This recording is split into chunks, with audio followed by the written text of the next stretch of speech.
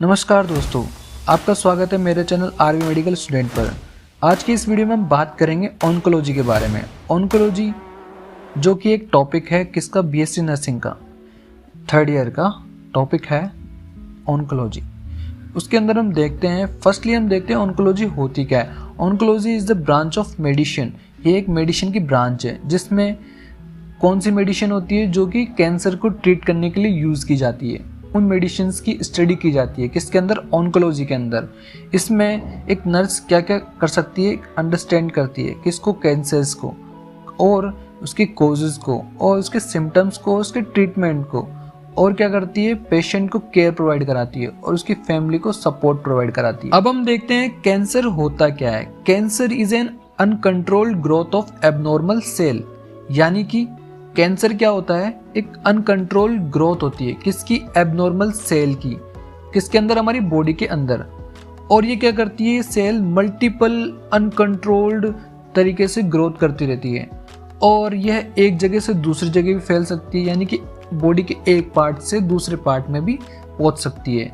इसको हम कहते हैं मेटास्टेसाइज। अब हम बात करेंगे टाइप्स ऑफ ट्यूमर की।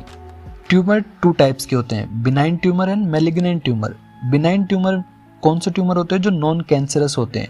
ये क्या करते हैं, एक जगह से दूसरी जगह स्प्रेड नहीं हो पाते, यानी कि एक पर्टिकुलर लोकेशन पर ही स्टेबल होते हैं।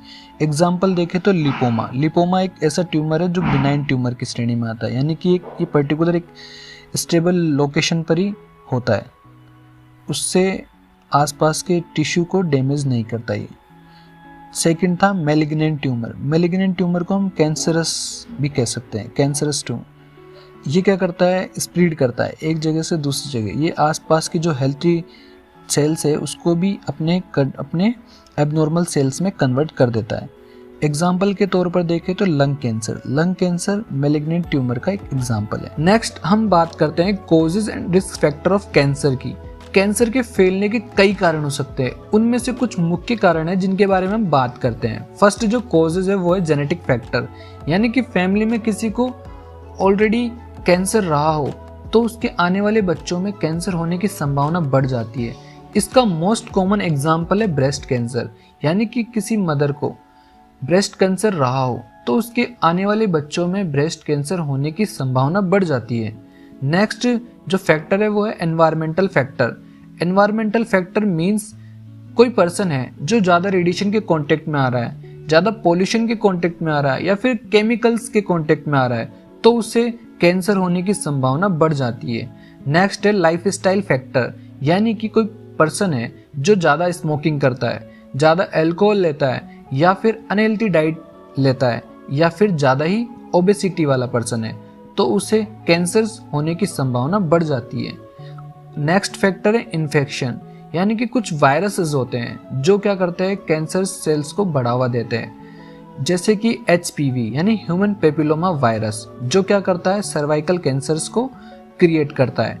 नेक्स्ट HPV यानी हेपेटाइटिस B एंड C, ये क्या करते हैं, लीवर कैंसर सेल को बढ़ावा देते हैं। अब हम देखते हैं क्लासिफिकेशन ऑफ कैंसर। जो फर्स्ट क्लासिफिकेशन है वो है based on tissue origin. According to tissue origin cancers को कितने टाइप्स में बांटा गया है वो देखते हैं। फर्स्ट टाइप है carcinoma. Carcinoma means cancer of epithelial cells. Examples देखें तो lung cancer, breast cancer. Next है sarcoma. Sarcoma means cancer of connective tissue. Example देखें तो bone cancer and muscles cancer.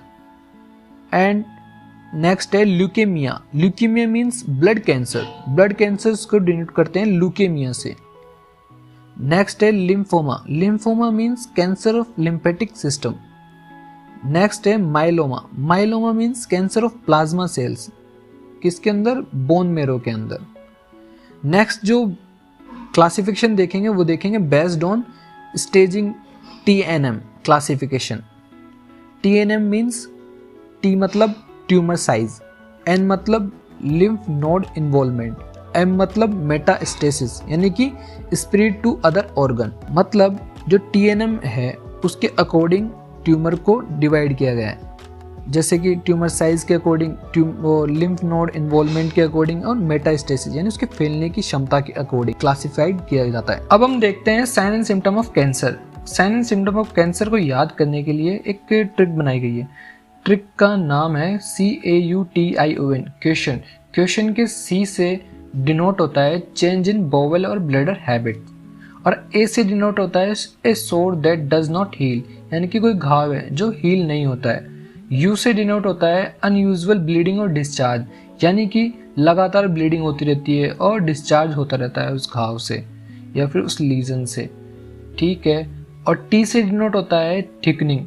Thickening यानी कि जहाँ पे कैंसर होता है वहाँ की जो लेयर होती है वो थिक हो जाती है। और I से डिनोट होता है इनडाइजेशन और डिफ़िकल्टी इन स्वेलिंग, यानी कि डाइजेशन प्रॉपर नहीं होता और स्वेलो मतलब निगलने में डिफ़िकल्टी महसूस होती है। O से डिनोट होता है ओबियस चेंज इन वाट और मोल।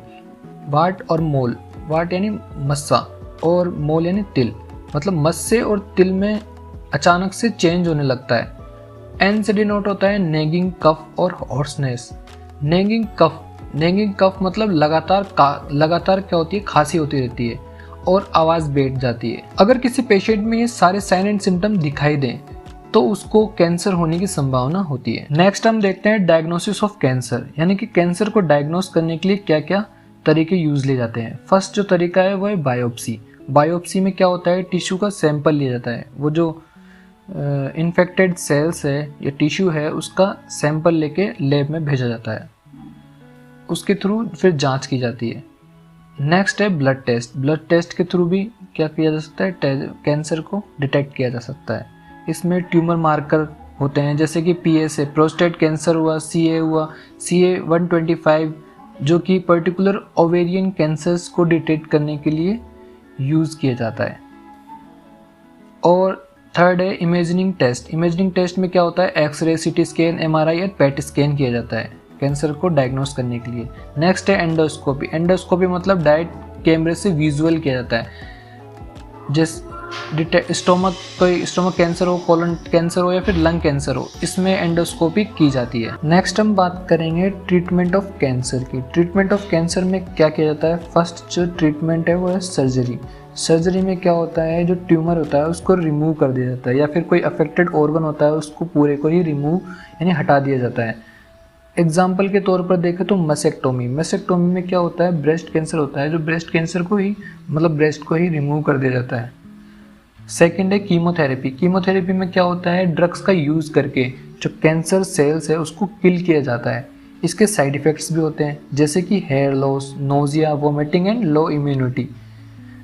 थर्ड है रेडिएशन थेरेपी। रेडिएशन थेरेपी में क्या होता है, हाई एनर्जी रेज होती है जिससे क्या होता है, डिस्ट्रॉय किया जाता है किसको, कैंसर सेल को। इसके भी साइड इफ़ेक्ट्स होते हैं जैसे कि स्किन बर्न या फिर फटीग महसूस होना।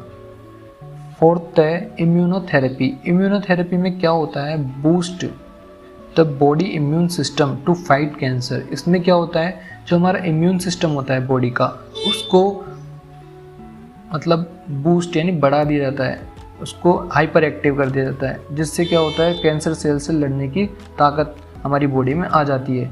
नेक्स्ट है hormonal therapy, use for hormone sensitive cancer like breast and prostate cancer.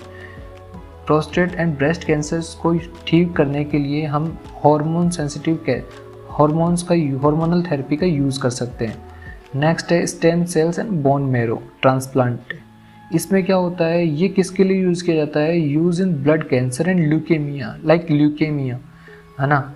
Blood cancers को ठीक करने के लिए सिर्फ एक ही ऑप्शन होता है, जिसे कहते हैं स्टेम सेल्स या बोन मैरो ट्रांसप्लांटेशन। अगर आपको ये वीडियो पसंद आया हो तो लाइक करें, सब्सक्राइब करें और दोस्तों के साथ शेयर करें। तो मिलते हैं अगले वीडियो में।